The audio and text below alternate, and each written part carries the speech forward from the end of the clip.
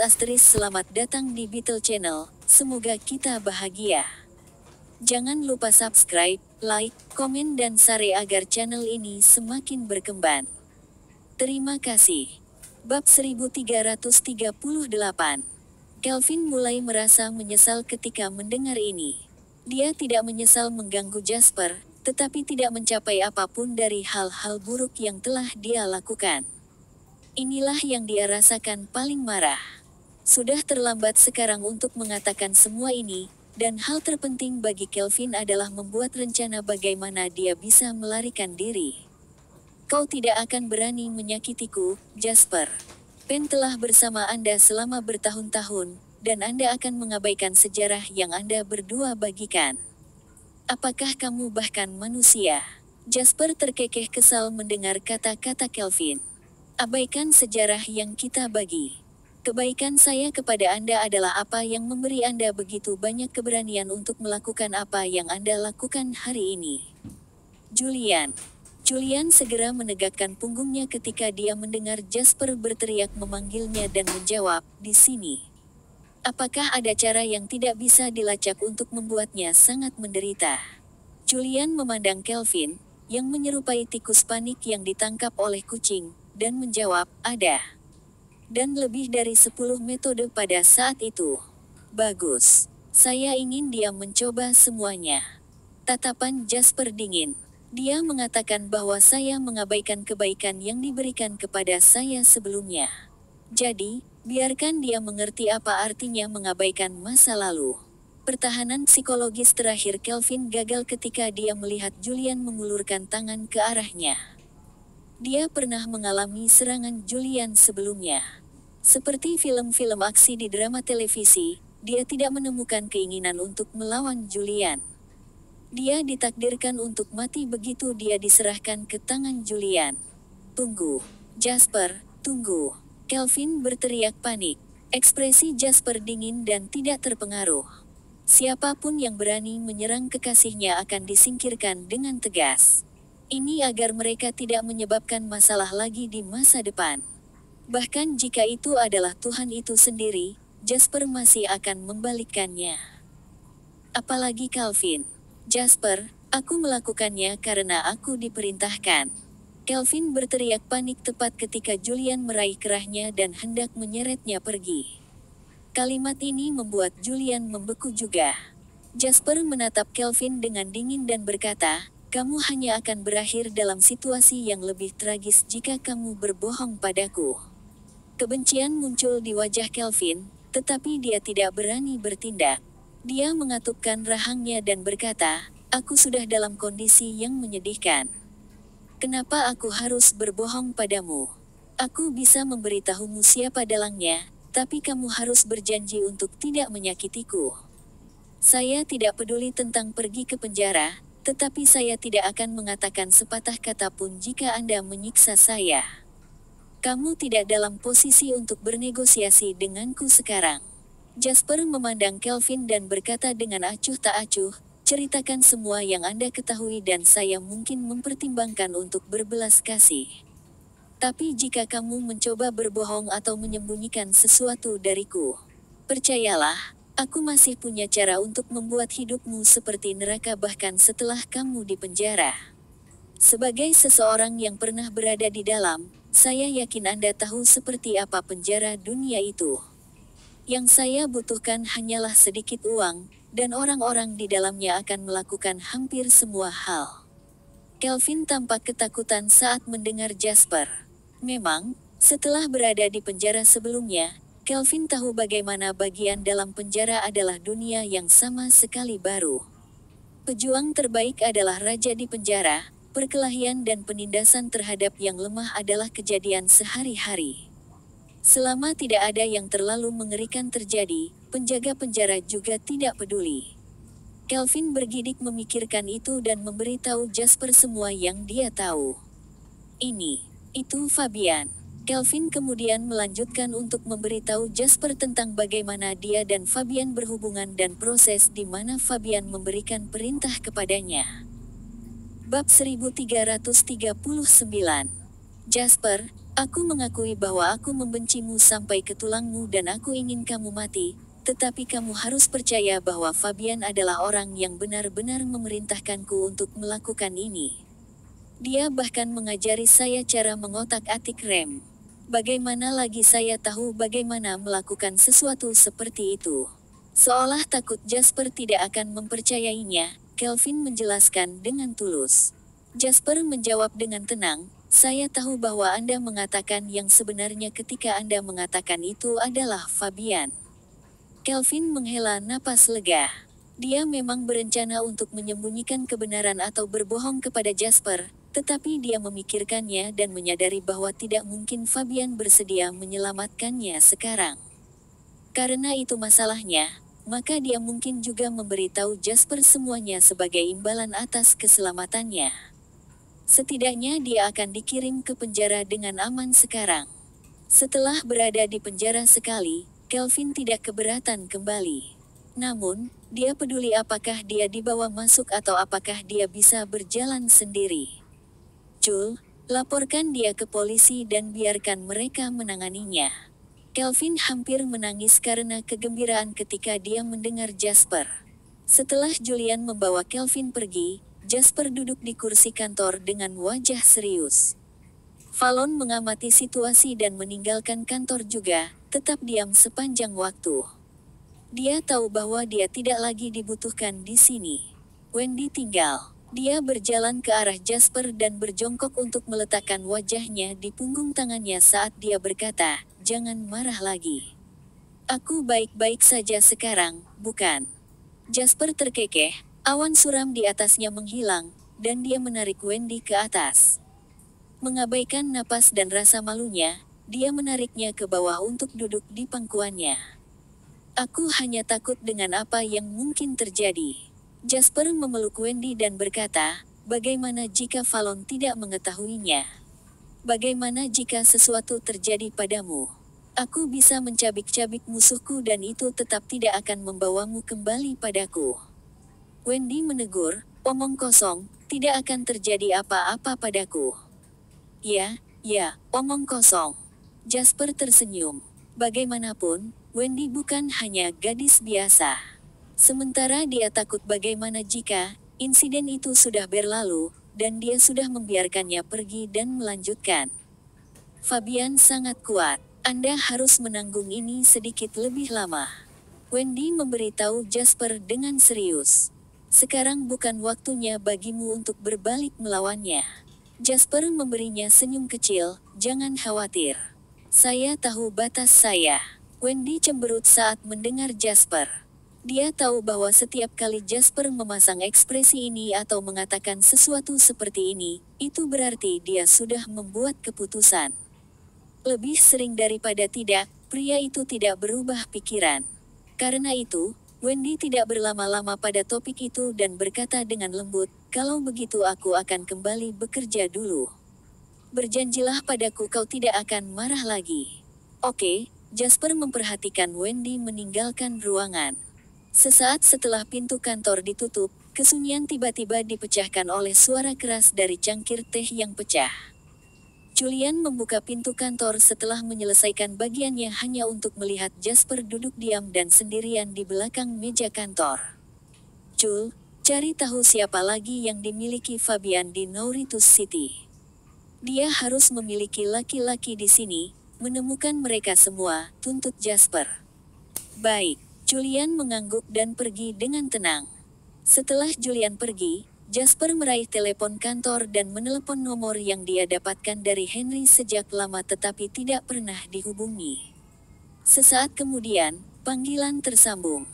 Halo, siapa ini? Suara seorang pemuda terdengar di ujung telepon.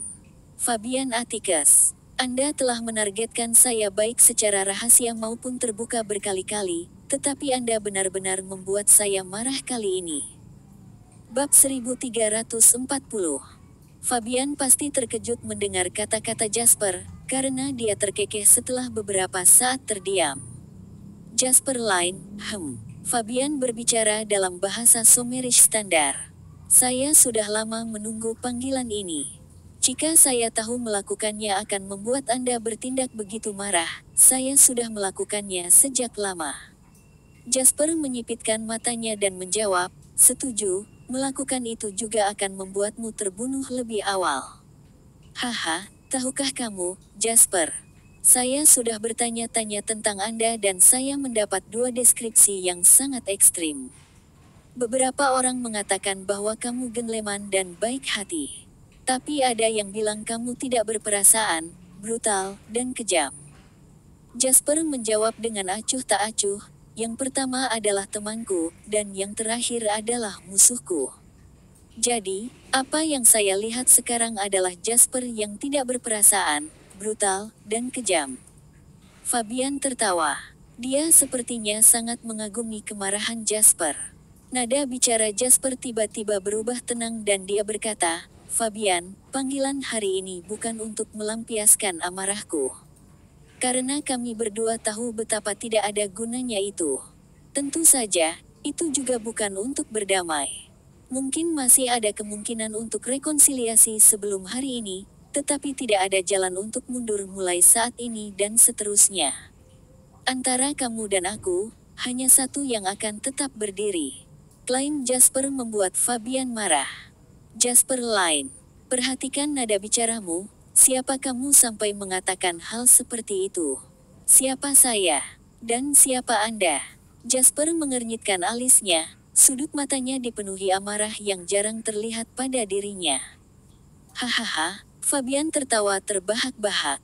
Bagus kalau begitu. Baik sekali. Tidak ada yang berani berbicara denganku seperti ini. Kurasa seseorang melakukannya sekarang. Jasper berkata dengan dingin, jaga rasa superioritasmu pada dirimu sendiri. Anda telah menargetkan saya selama ini, baik secara rahasia atau terbuka. Karena apa yang terjadi telah berlalu, maka tidak ada lagi ketakutan di pihak saya. Jalankan rencana apapun yang Anda miliki, Fabian, tetapi Anda hanya mencoba menyakiti pasangan saya. Lupakan Harbor City. Aku akan menyeretmu dan mengulitimu hidup-hidup bahkan jika kamu berada di Mars. Persetan dengan rasa superioritasmu, kamu berpikir bahwa hanya karena kamu berasal dari keluarga kaya yang tiba-tiba kamu lebih baik dari semua orang. Apa bedanya Anda dengan anak-anak dana perwalian lain yang pernah saya ganggu sebelum ini? Biarkan saya memberitahu Anda, tidak ada perbedaan.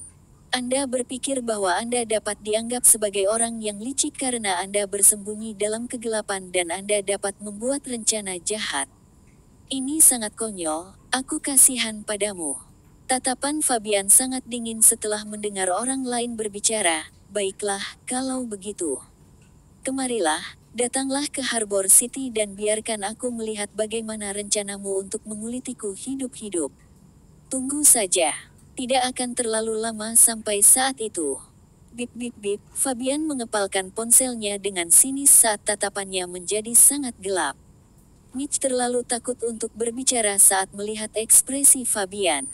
Semua orang tahu bahwa ketika Fabian berada di ambang ledakan, setiap orang atau benda bisa menjadi sumbu yang menyalakannya. Mitch menolak menjadi sasaran ventilasi Fabian. Kurang ajar. Fabian tiba-tiba berteriak dan melemparkan telepon di tangannya dengan kasar ke dinding di seberangnya. Ponsel itu hancur berkeping-keping dengan ledakan. Itu adalah ledakan keras yang membuat Mitch ketakutan. Dia tahu bahwa Fabian sangat marah, tetapi dia tidak berharap itu menjadi sedemikian rupa. Ini adalah Fabian Atticus, pemuda paling licik yang diakui secara terbuka di antara anak-anak kaya Harbor City. Dia juga orang dengan masa depan paling cerah. Bahkan Kaiden dari keluarga Langdon tidak dihargai oleh para tetua seperti Fabian. Oleh karena itu, Mitch hanya pernah melihat sisi Fabian yang sopan dan murah hati selama ini. Seolah-olah pria itu tidak dapat dipengaruhi oleh apapun di dunia seperti yang telah dia prediksi sebelumnya. Tidak ada yang bisa mempengaruhi sifat tenang pria itu. Jadi, apa yang Jasper katakan pada Fabian? Bagaimana satu panggilan telepon berhasil menembus semua pertahanan Fabian? Tingkatkan serangan kita. Ekspresi Fabian sangat dingin. Awasi dia dari dekat di pasar saham. Aku ingin dia mati secara tragis. Mitch bertanya dengan hati-hati, Tuan Atticus, apa yang Jasper katakan? Fabian melirik dan Mitch langsung bergidik. Dia merasakan kengerian tak berujung turun ke atasnya. Hanya berpura-pura aku tidak bertanya sama sekali, kata Mitch cepat. Sebelum Mitch selesai berbicara, ekspresi seram dan dingin di wajah Fabian tiba-tiba menghilang. Hanya 1 detik dan ekspresi pria itu benar-benar berubah. Kontras yang mencolok antara saat itu dan sedetik sebelum itu hampir membuat takjub. Sesuatu yang sangat menarik. Nada bicara Fabian juga menjadi lembut. Namun, ketakutan Mitch hanya tumbuh. Dari semua tahun yang saya jalani, ini adalah pertama kalinya saya dikutuk dan diancam akan dikuliti hidup-hidup. Fabian memiringkan kepalanya dan tertawa terbahak-bahak saat dia berbicara. Seolah-olah dia telah mendengar lelucon lucu. Mitch dengan cepat menjawab, Jasper ini gila. Dia selalu seperti ini. Dia hanya anak desa dari daratan, tapi dia memandang rendah semua orang. Tidak perlu tenggelam ke levelnya, Tuan Atticus. Plus, ini juga berarti kita telah mencapai titik yang menyakitkan. Tangan Fabian jatuh di bahu Mitch, menyebabkan yang lain menggigil saat Fabian berkata lembut, menarik. Saya tidak pernah berpikir bahwa saya akan ditunjuk dan dimarahi suatu hari nanti. Ini perasaan yang menarik. Jangan murung tentang hal itu, Mer. Atticus. Mungkin aku bisa menemukan seseorang untuk memukulinya. Mitch menyarankan dengan hati-hati. Kamu pikir akan ada kesempatan bagus lain untuk melakukannya setelah ini? Alasan mengapa rencana jahat hampir tidak bisa dibanggakan adalah karena hanya bisa digunakan sekali. Mitch tertawa kering pada tatapan Fabian, yang terakhir melihat yang pertama seolah-olah dia bodoh. Dia berkata, aku hanya ingin membalas dendam untukmu, Tuan Atticus. Aku tidak membutuhkanmu untuk membalas dendam untukku, kata Fabian dengan tenang. Jasper tidak bisa menyalahkan siapapun selain dirinya sendiri ketika dia secara aktif mencoba mengacaukan dirinya sendiri. Pada awalnya, saya pikir saya harus menghancurkan kekayaannya, tetapi sekarang Anda sangat baik, Jasper, sangat baik sehingga saya akan menghancurkan Anda dan kekayaan Anda. Keluarkan dana yang sudah kamu siapkan. Aku akan benar-benar menghancurkannya kali ini. Mitch tidak berani protes dan langsung menjawab, baiklah. Saya akan segera mentransfernya kepada Anda, mereka akan tiba dalam 1 jam. Fabian tidak menjawab. Sesuatu berkedip di matanya dan dia menyeringai. Brengsek. Setelah kembali dari bersenang-senang di luar, Henry bahkan lebih gelisah daripada Jasper ketika dia mengetahui apa yang terjadi. Bajingan itu bermain kotor, ya. Baiklah kalau begitu. Aku akan segera meminta seseorang untuk bercinta dengannya. Dia mengacaukan mobilmu, kan? Lalu aku akan mengacaukan mobilnya dan menculiknya. Jasper langsung mengangkat tangannya untuk menghentikan Henry. Melakukan itu hanya akan mengubah situasi ini menjadi pertarungan kelas rendah antara bajingan. Ditambah lagi, kamu akan menempatkan ayahmu di tempat yang berbahaya jika kamu melanggar aturan secara terang-terangan. Henry melotot menjawab dengan marah, dia yang melanggar aturan lebih dulu. Bagaimana Anda bisa membiarkan dia pergi begitu saja? Bagaimana Anda bisa melanjutkan? Siapa bilang aku membiarkannya pergi? Kata Jasper acuh tak acuh. Bersambung, terima kasih telah menyaksikan dan mendukung channel ini.